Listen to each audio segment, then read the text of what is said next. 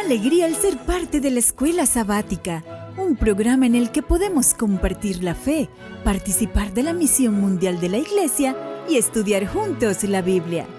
Hope Media Honduras te da la bienvenida a la Escuela Sabática. Hoy sábado 7 de junio y ahora sí, hermano, primer semestre, ya le dijimos adiós y estamos comenzando la segunda parte, ya la mitad y un poquito más de este año 2025. Que Dios le bendiga grandemente y saludos desde aquí del estudio de su canal Hope Media Channel Honduras. En producción, nuestro gran amigo hermano Manu López, a quien le doy un gran saludo y abrazo a Manu, porque él es una de las personas que hace posible que este programa llegue hasta sus hogares. Donde quiera que usted esté, le invito para tener esta palabra de oración. Nuestro Dios, muchas gracias por una semana más que nos regala de vida. Y ahora, Padre, al descansar en este santo sábado, reposando en sus brazos de amor, encomiendo este programa en sus manos para que en el nombre de Jesús todo lo que aquí se diga y se haga y podamos pensar sea solamente en su santo nombre. Se lo pido, Señor, en el nombre de Jesús. Amén y amén. Sigue en sintonía de Hope Media Honduras, llevando esperanza. Y ahora, querido hermano, le invito para que cantemos a todo pulmón ahí en casa o donde quiera que usted se encuentre los signos que vienen a continuación.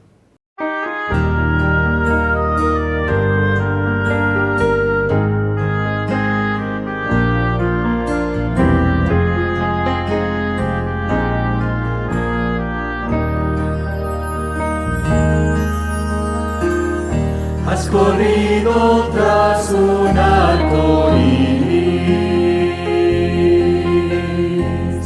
y ahora muy cansado estás. Toma todos esos sueños rotos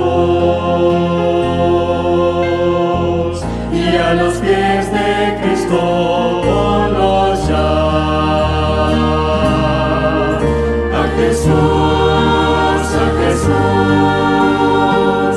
A Jesús entrega todo, sueños rotos y heridas del corazón.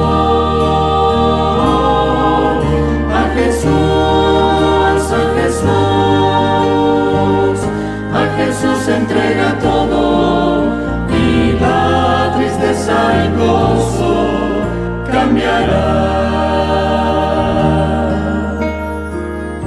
Él no prometió sol todos los días. Sé que a veces viene la tormenta, pero nos ofrece un corazón nuevo que cante aún en medio del dolor.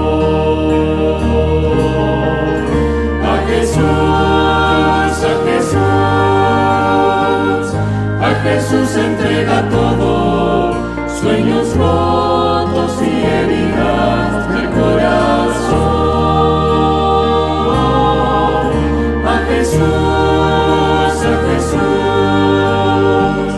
A Jesús entrega todo y la tristeza en gozo cambiará.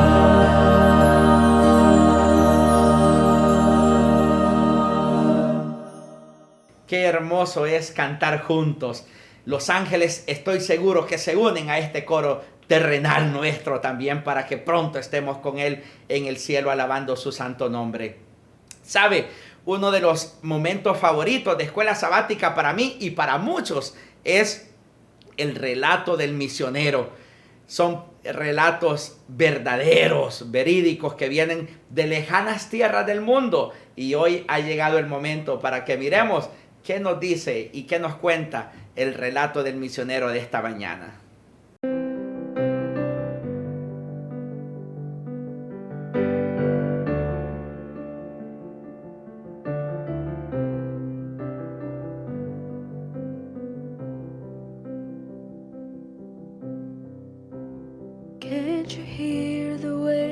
waves are raging. The voice of storm tells me I'll fail. Does anyone care? They see I'm drowning. I'm losing faith, my eyes are blurred. Then Jesus says, not today, don't be dismayed. You'll be brave and sail away. Whose voice is this that all obey? I'm your God, don't be afraid. Step by step I come closer. Across the stormy seas I'll pass. Though in doubt you soothe my spirit, and no more fear will rise and lies. Then Jesus says, not today, don't be dismayed. You'll be brave and sail away. Whose voice is this that all obey? I'm your God, don't be afraid. As Jesus walked, so I will run. As Jesus healed, so I will love. As Jesus preached, so I will sing hallelujah. As Jesus lives, so I live for Him.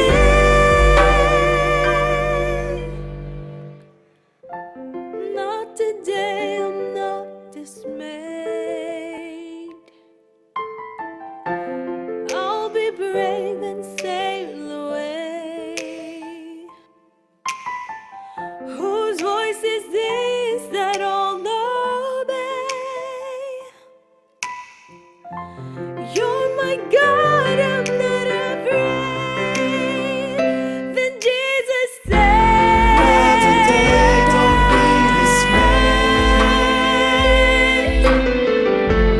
you'll be brave and sail away till the end. Whose voice is this that all obey? I'm your God, don't be afraid. I'm your God, don't be afraid.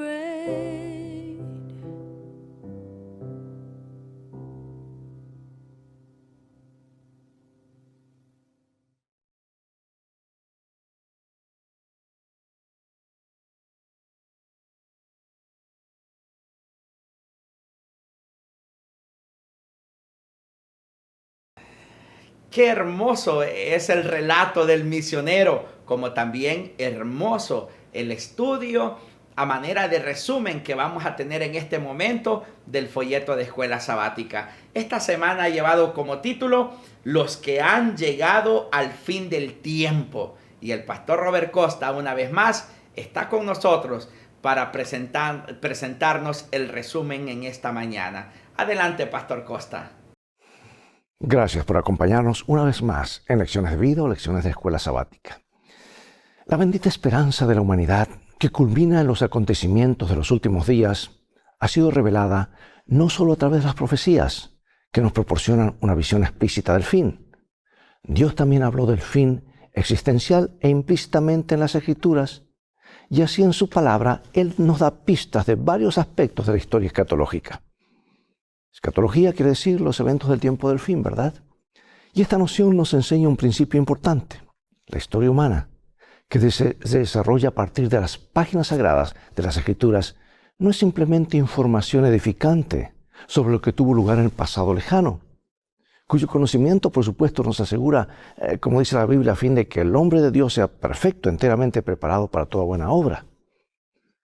Debido a que la intención de Dios para la humanidad era esencialmente la eternidad, podemos esperar confiadamente que el mensaje de la eternidad futura también esté contenido en los relatos bíblicos. Y el autor inspirado del libro de Eclesiastés estaba imbuido de esta intuición cuando dijo proféticamente que Dios ha hecho todo hermoso en su tiempo.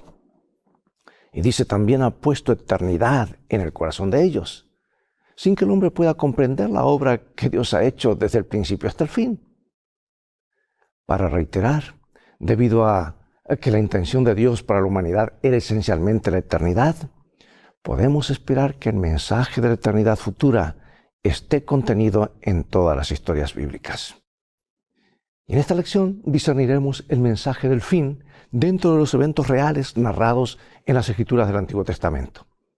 Y veremos los eventos de la creación, el diluvio, la destrucción de Sodoma y Gomorra, e incluso la historia de Daniel en la corte de Nabucodonosor, pues todas estas dan testimonio del mensaje del fin. Bueno, mantente en sintonía.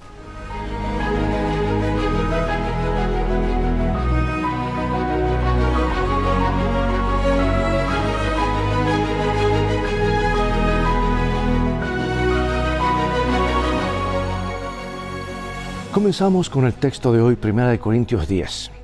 Y estas cosas les acontecieron como ejemplo y están escritas para amonestarnos a nosotros, a quienes han alcanzado los fines de los siglos. Así que el que piensa estar firme, mire que no caiga. Amados, la Biblia abunda en relatos acerca del pueblo de Dios que apuntan a acontecimientos futuros y contienen claves para entender la verdad presente. De hecho, algunos de estos relatos prefiguran acontecimientos de los últimos días con sorprendente detalle y proveen una base más amplia para entender con claridad las profecías de Daniel y Apocalipsis. Dios ha dirigido los acontecimientos históricos, sin anular, por supuesto, la libertad humana, de tal manera que se ha cumplido a la perfección lo que los profetas anunciaron que sucedería en los últimos días. Por eso la relación entre los eventos finales y algunas importantes historias bíblicas es obvia, pues el Nuevo Testamento se refiere a ellas al describir los eventos de los últimos días. Tal es el caso de la destrucción de Sodoma y Gomorra, el caso del diluvio, etc. Pero hay otros relatos bíblicos que también requieren una reflexión y una exploración cuidadosa para extraer de ellos las verdades que nos han sido reveladas en la palabra de Dios. Así que durante las próximas 2 semanas examinaremos una serie de relatos clave para descubrir qué dicen acerca de los acontecimientos como la segunda venida, el juicio investigador, la crisis final y otros. Y como resultado de este estudio, veremos que Cristo está en el centro de todo ello, ya que Él sabe, Él debe ser el fundamento, Él sabe todas las cosas y es el fundamento y el objetivo final de todo empeño por comprender las profecías. Bueno, entremos en nuestro estudio y vamos a Apocalipsis capítulo 6, versículos 12 al 17. Apocalipsis 6, 12 al 17. Miré cuando abrió el 6º sello, y aquí hubo un gran terremoto, y el sol se puso negro como tela de silicio, y la luna se volvió toda como sangre. Y las estrellas del cielo cayeron sobre la tierra, y los reyes de la tierra, y los grandes, los ricos, los capitanes, los poderosos y todo siervo y todo libre se escondieron en las cuevas y entre las peñas de los montes, y decían a los montes y a las peñas: caed sobre nosotros, y escondednos del rostro de aquel que está sentado sobre el trono y de la ira del Cordero, porque el gran día de su ira ha llegado, ¿y quién podrá sostenerte en pie? Considera los detalles de la respuesta de estas personas ante el desarrollo repentino de los acontecimientos finales. ¿Qué notas en esta respuesta? Es interesante notar que los perdidos no exclaman, ¿qué es esto? ¿O qué está detrás de esto? Parecen entender lo que ocurre. Se refieren a Jesús como el Cordero, lo que requiere conocer algo acerca de la historia de Cristo como Redentor, ¿verdad? Y también parecen conscientes de que ha llegado el gran día de su ira y que se encuentran en una situación desesperada. ¿Quién podrá estar en pie o quedar en pie? Antes del fin, el Evangelio es llevado a todas las naciones y los mensajes de los 3 ángeles son comunicados a todo el planeta. Sin embargo, habrá personas que serán sorprendidas no por falta de información, sino por su negativa a creer y obedecer. Y esta es la razón por la que se perderán. Por eso pregunto, ¿qué lecciones deberíamos extraer de la historia de Noé según Jesús? Vamos a ver, porque Jesús habló acerca del diluvio, acerca de Noé, y vamos a San Mateo capítulo 24, el sermón profético, que nos dice así. Pero el día y la hora nadie sabe, ni aun los ángeles de los cielos, sino solo mi Padre. Mas como en los días de Noé, así será la venida del Hijo del Hombre. Porque como los días antes del diluvio estaban comiendo y bebiendo, casándose y dándose en casamiento, hasta el día en que Noé entró en el arca, y no entendieron hasta que vino el diluvio y se los llevó a todos, así será también la venida del Hijo del Hombre. Entonces estarán 2 en el campo, el uno será tomado y el otro será dejado. 2 mujeres estarán moliendo en un molino, la una será tomada, la otra será dejada. Velad, pues, porque no sabéis a qué hora ha de venir vuestro Señor. Pero sabed esto, que si el padre de familia supiese a qué hora el ladrón habría de venir, velaría y no dejaría minar su casa.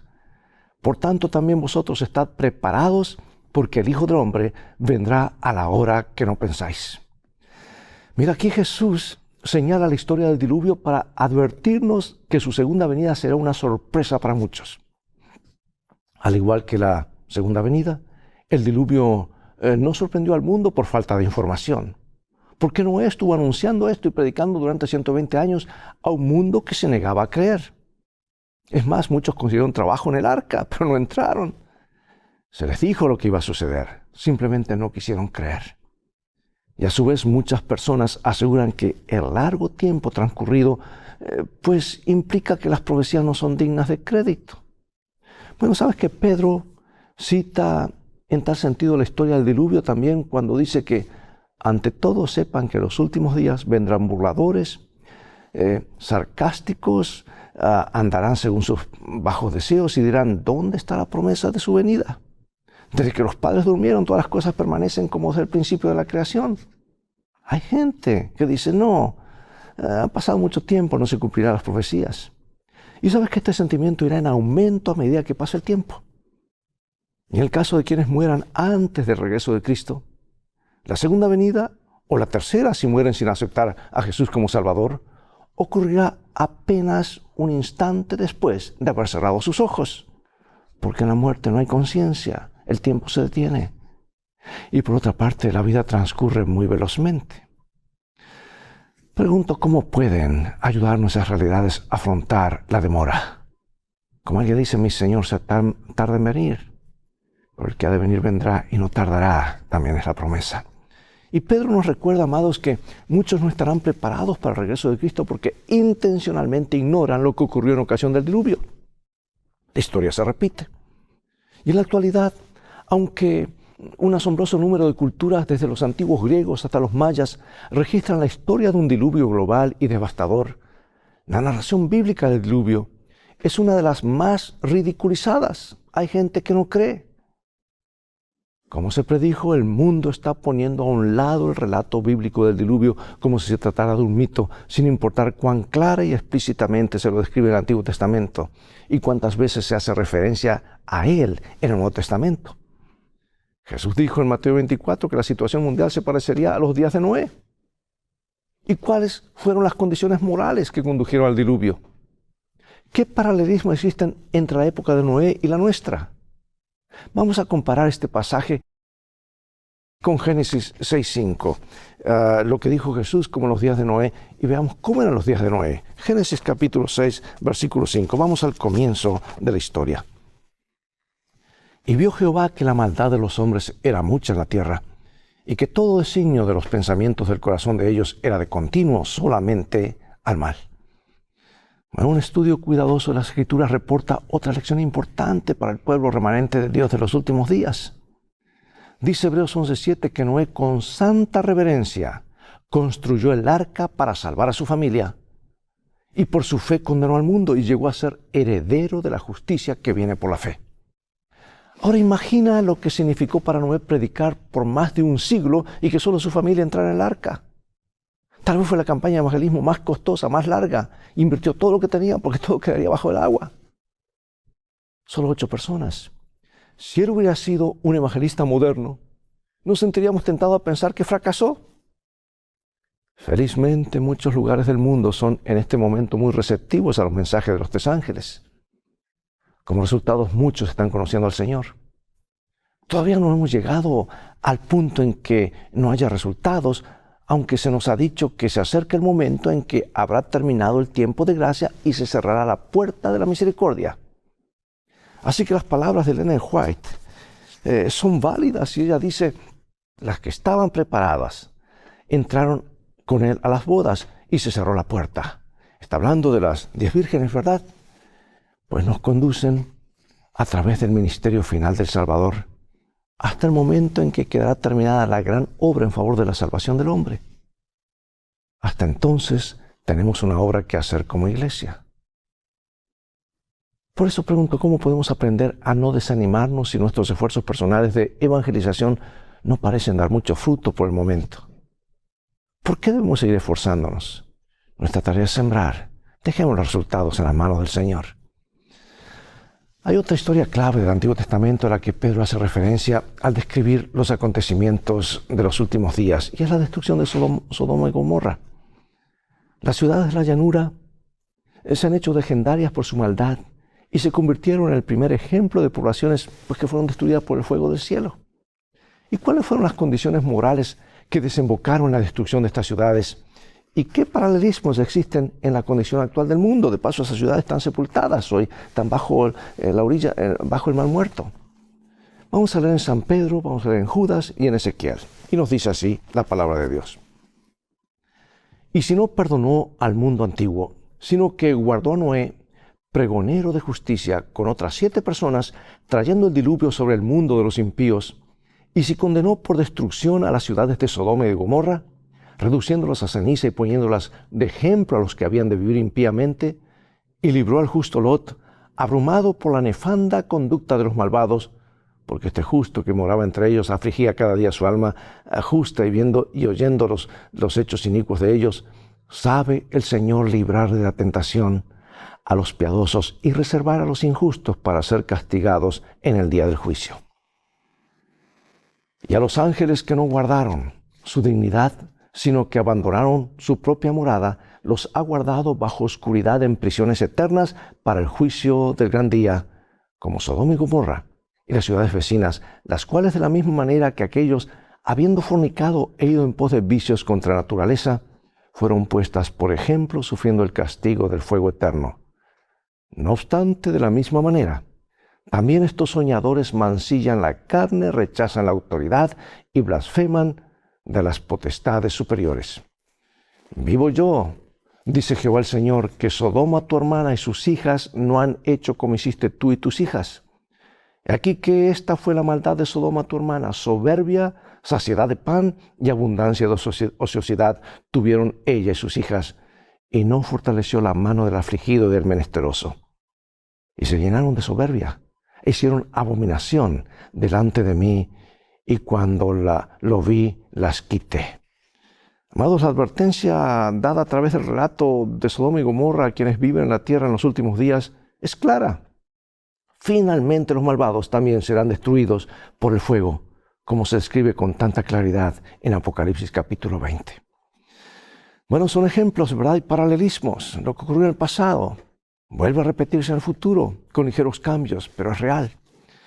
El pecado es notablemente engañoso, amados, en el sentido de que nos impide percibir la condición de nuestro propio corazón y hace que nuestras transgresiones nos parezcan aprobables, a diferencia de las de los demás.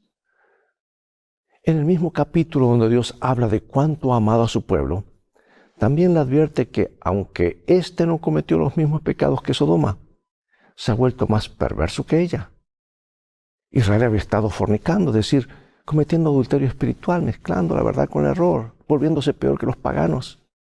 Imagina la sorpresa del pueblo de Dios cuando sus integrantes escucharon que eran más malvados que gente famosa por su maldad.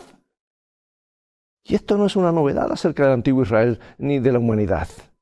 Porque en Romanos 1 Pablo presenta una larga lista de faltas humanas que podría haberse escrito sobre la base de las noticias actuales.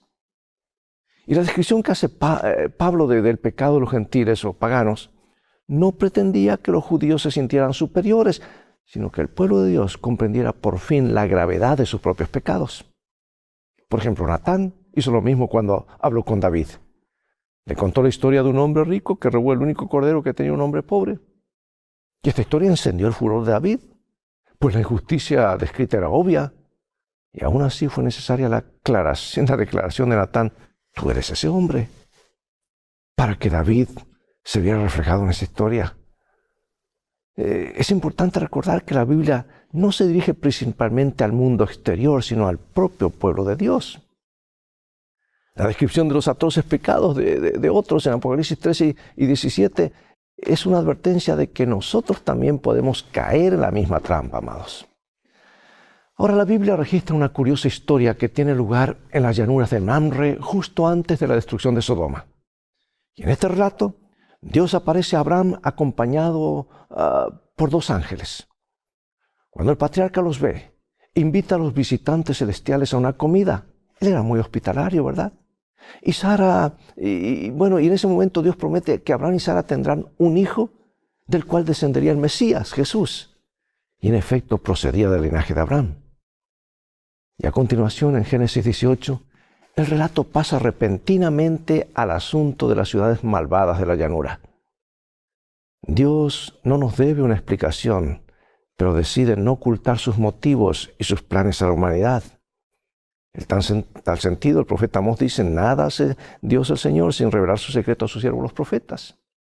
Y antes de destruir Sodoma y Gomorra, Dios informa a Abraham lo que está a punto de suceder, aquello de lo que éste será pronto testigo.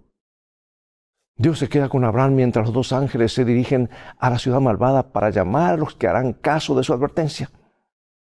Y amados, lo mismo puede decirse de los ángeles proféticos que exhortan en los últimos días a quienes son parte del pueblo de Dios a salir de Babilonia.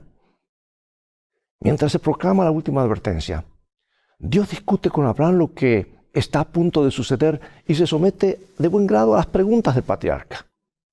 Y antes de ejecutar su juicio final sobre los perdidos, también el Señor nos dará 1000 años para entender por qué lo hará.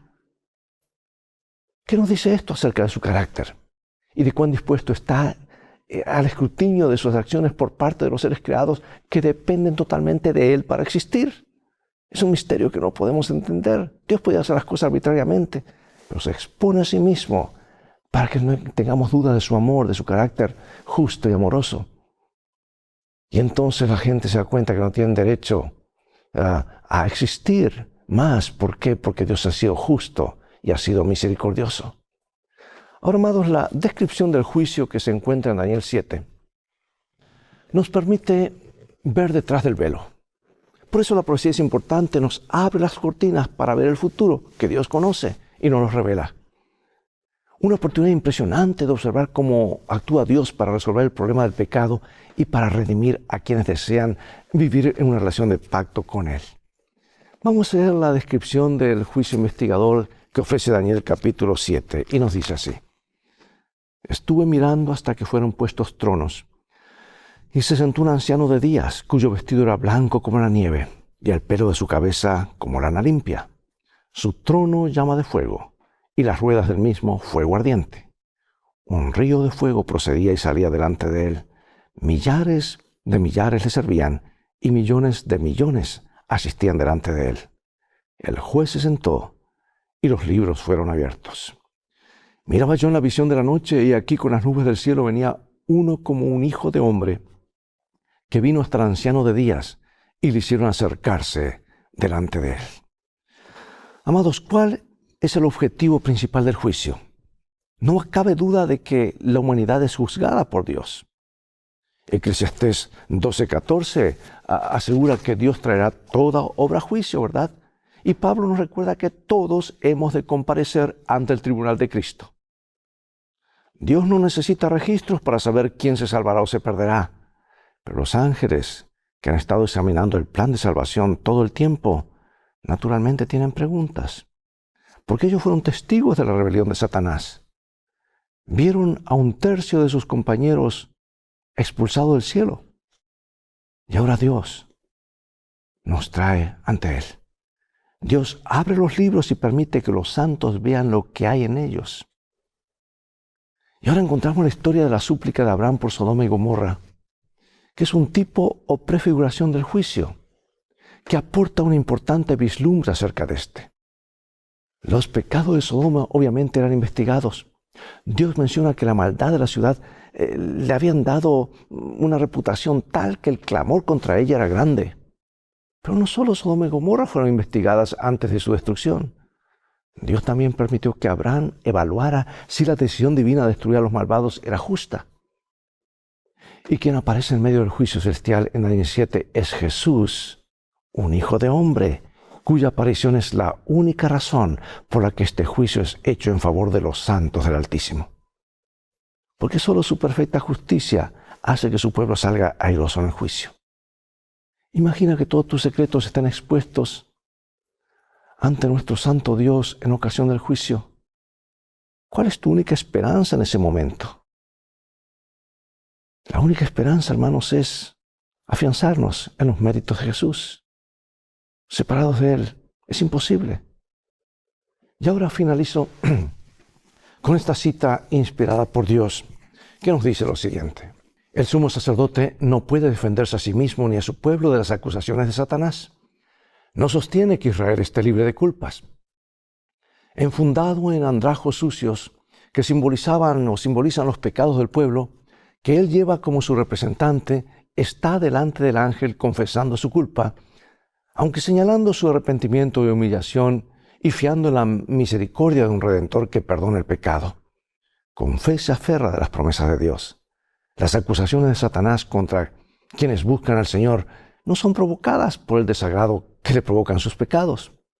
El carácter deficiente de ellos le causa regocijo porque sabe que solo si violan la ley de Dios puede dominarlos. Sus acusaciones surgen únicamente de su enemistad hacia Cristo. Y por medio del plan de salvación, Jesús está quebrantando el dominio de Satanás sobre la familia humana y rescatando almas de su poder. Por sí mismo el hombre no puede enfrentar esas acusaciones del enemigo.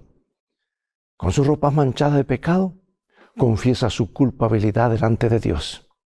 Pero Jesús, nuestro abogado, presenta una súplica eficaz en favor de todos los que mediante el arrepentimiento y la fe le han confiado la guarda de su alma. Intercede por su causa y vence a su acusador con los poderosos argumentos del Calvario. Su perfecta obediencia a la ley de Dios le ha dado toda potestad en el cielo y en la tierra, y él solicita a su Padre misericordia y reconciliación para el hombre culpable. Amados, que esa sea nuestra oración en este día, colocar toda nuestra vida, nuestro pasado, nuestro presente, nuestro futuro en las manos del Señor. Nuestra única esperanza está en lo que Jesús está haciendo hoy en el santuario celestial. Él intercede por nosotros y cuando este juicio termine, cada caso habrá sido decidido. Dios permita que frente a nuestro nombre se declare salvado, perdonado, heredero del reino de los cielos. Padre Celestial, llegó el momento de despedirnos. Gracias porque a través de las figuras de lo que ocurrió en el pasado, nos muestras también claramente lo que está ocurriendo ahora en este gran juicio. Y también nos muestras tu amor, tu justicia y sobre todo la gran revelación de la cruz. Porque allí es donde se centra nuestra esperanza en lo que Jesús hizo por nosotros. Queremos confesarlo públicamente y al mismo tiempo entregar nuestras vidas a ti, oh Dios, agradecidos por los méritos de Jesús. En su nombre oramos. Amén. Bien, llegó el tiempo de despedirnos. Será hasta el próximo programa de Lecciones de Vida. Transfórmate tú en un canal de bendiciones, invitando a otros a ver este programa.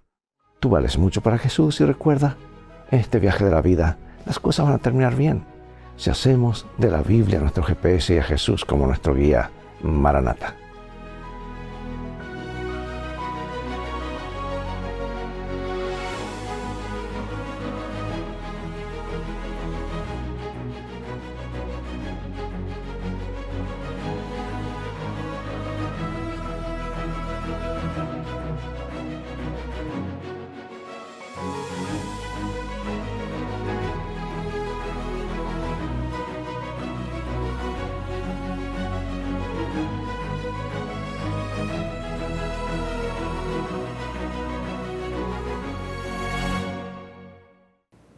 Gracias a su fiel sintonía, querido hermano, por llegar al final de este programa de Escuela Sabática. Le agradezco porque usted siempre está presente. Recuerde, puede escribir sus comentarios, sugerencias en nuestras redes sociales y nosotros con gusto estamos para escucharle y atenderle, como también para orar por sus peticiones. Que Dios les bendiga grandemente. Me despido en esta mañana de Escuela Sabática, pero recuerde que viene a continuación el culto divino. Oramos para pedir la bendición de nuestro Dios. Querido Dios, en sus manos de amor encomiendo la vida de cada uno de mis hermanos. Que cualquiera sea la petición que ellos tengan, se pueda hacer realidad en el nombre de Jesús. Gracias, Padre, por escucharnos. Bendice a tu pueblo hoy, mañana y siempre. Lo ruego en el nombre de Jesús. Amén y amén. Que Dios le bendiga, querido hermano.